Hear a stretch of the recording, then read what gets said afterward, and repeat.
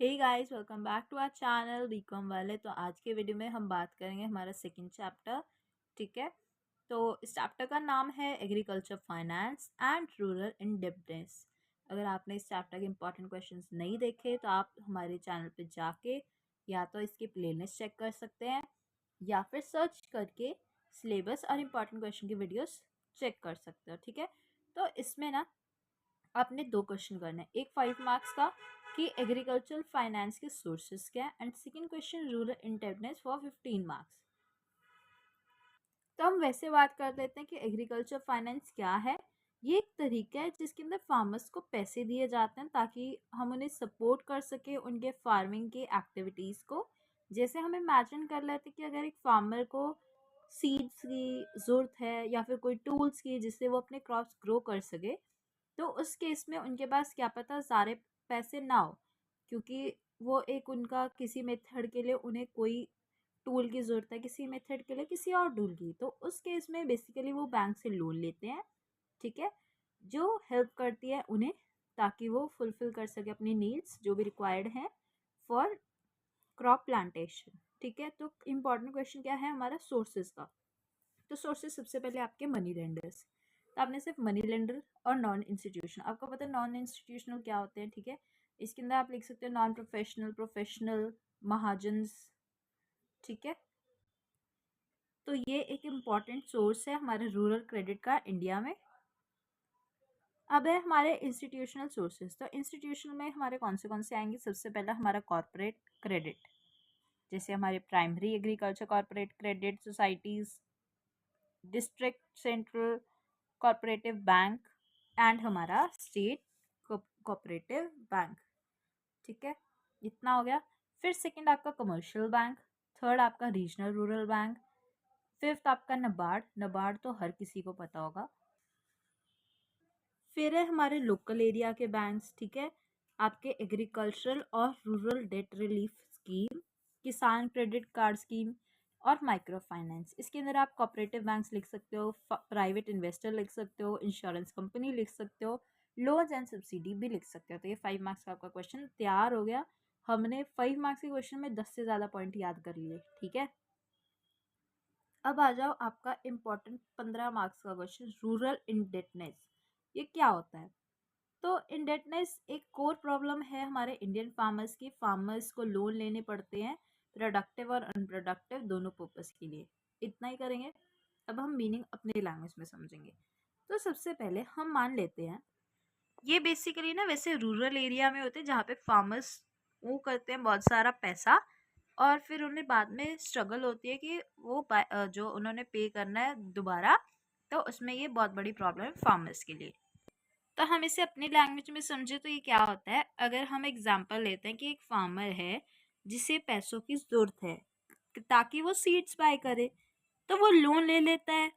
ठीक है, अब उसने लोन तो ले लिया, फिर वो अपने क्रॉप्स ग्रो करता है।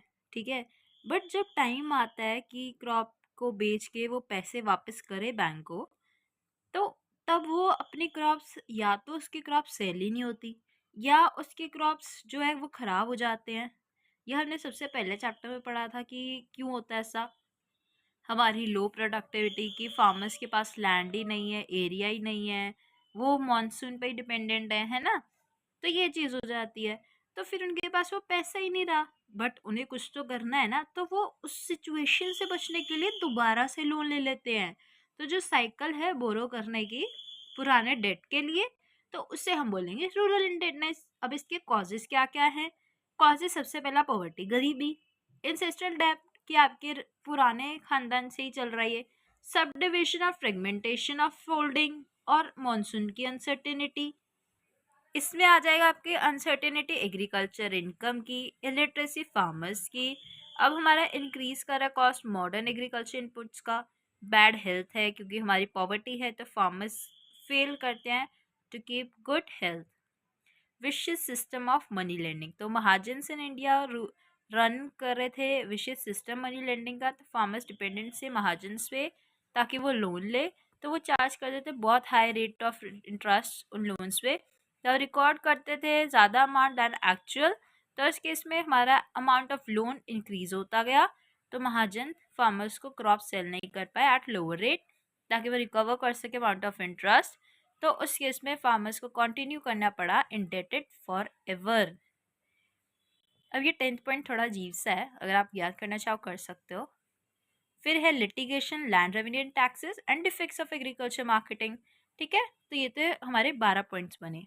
बट अगर पेपर में आ गया 15 नंबर का क्वेश्चन, तो इसके अंदर आप क्या क्या पॉइंट्स और लिख सकते हो कि क्रॉप का फेलियर है, लो यील्ड्स है, हाई इनपुट कॉस्ट है, लैक ऑफ डाइवर्सिफिकेशन है, हेल्थ केस एक्सपेंसेस है एंड मार्केट के फ्लक्चुएशंस।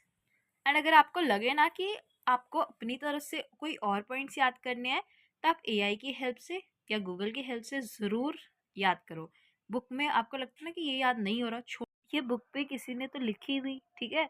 तो अगर आपको लगता है बस आपका जो पॉइंट है वो सही होना चाहिए एंड रिलेवेंट होना चाहिए, ऐसे नहीं कि आप किसी के पॉइंट के अंदर आप कुछ भी लिख के आ रहे हो एग्जाम में कि एग्जाम में याद नहीं रहा, कुछ तो रिलेवेंट लिख के आओ, ठीक है। कई बार ना क्वेश्चन पूछ लेते हैं कि इसका सोल्यूशन बताओ। सोल्यूशन यानी कि मेजर, ठीक है।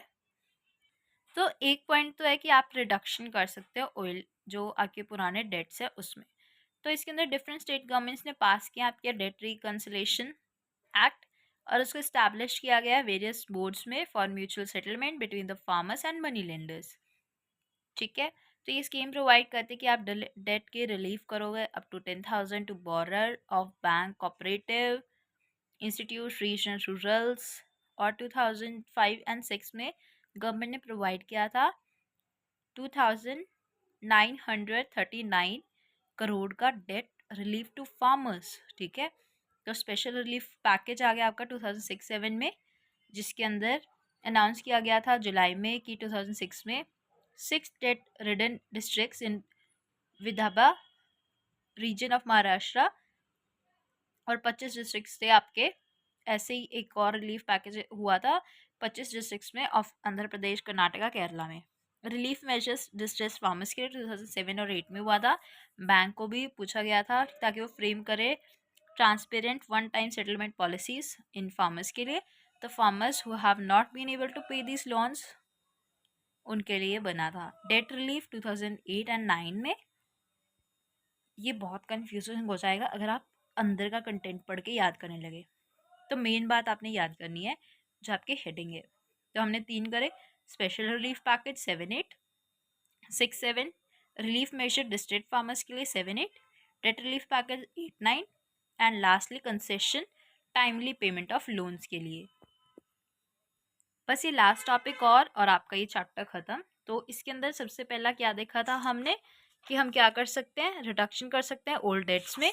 एंड नेक्स्ट है आपका, आप एक चेक रख सकते हो on burden of new debts, तो रिडक्शन कर दो अनप्रोडक्टिव डेट्स पे, ठीक है। सबसे पहला अनप्रोडक्टिव डेट्स को कम कर दो, सेकंड सेव करो, थर्ड कंट्रोल करो एंड न्यू एजेंसीज को प्रमोट करो, और लास्टली इंक्रीज करो फार्मर्स की इनकम।